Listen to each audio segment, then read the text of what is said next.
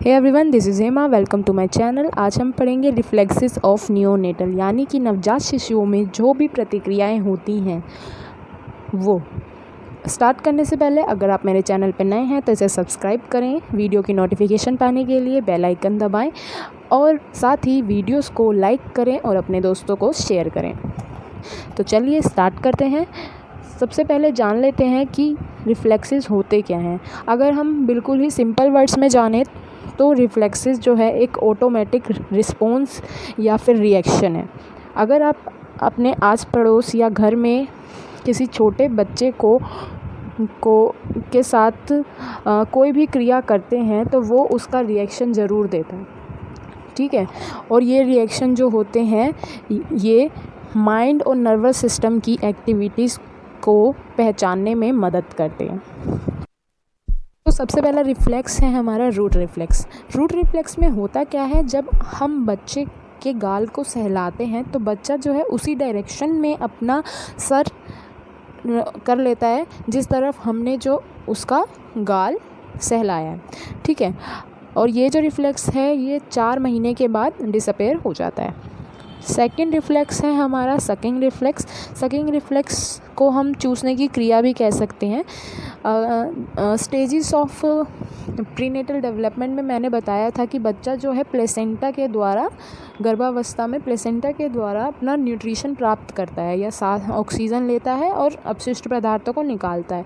तो sucking reflex अब बच्चे का जन्म हो जाने के बाद ये क्रिया जो होता है वो स्वयं से करता है।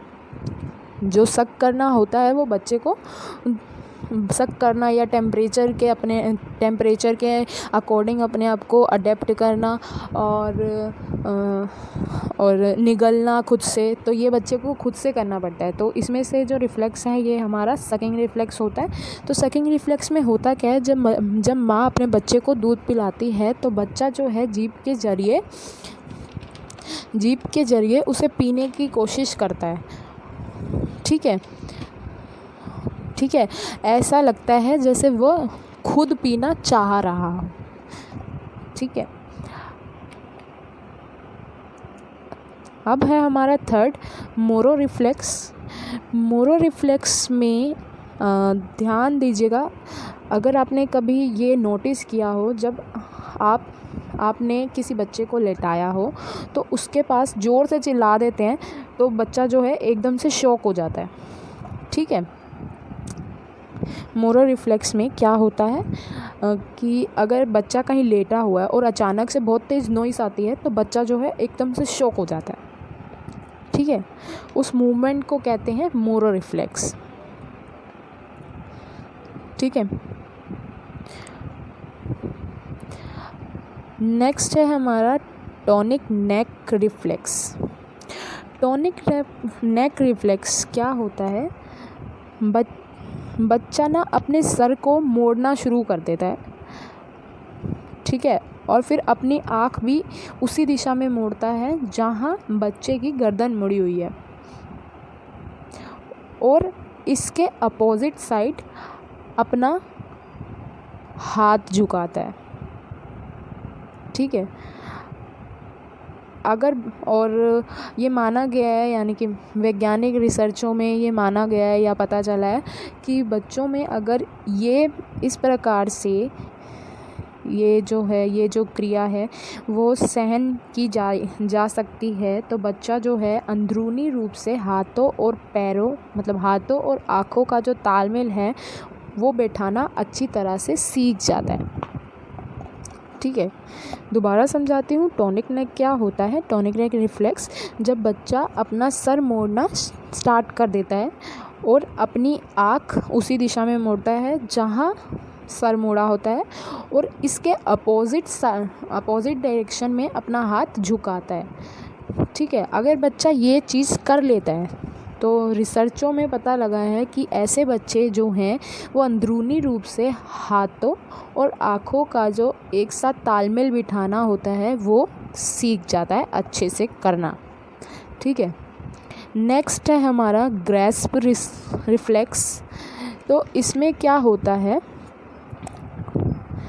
जब बच्चे का जन्म होता है तो बच्चे की जो मुट्ठी होती है वो बंद होती है, ठीक है। अगर हम उसे खोलने की भी कोशिश करते हैं तो बच्चा अपनी मुट्ठी नहीं खोलता, बार बार बंद कर लेता है। ठीक है, और यही रिफ्लेक्स है कि मुट्ठी बंद करना।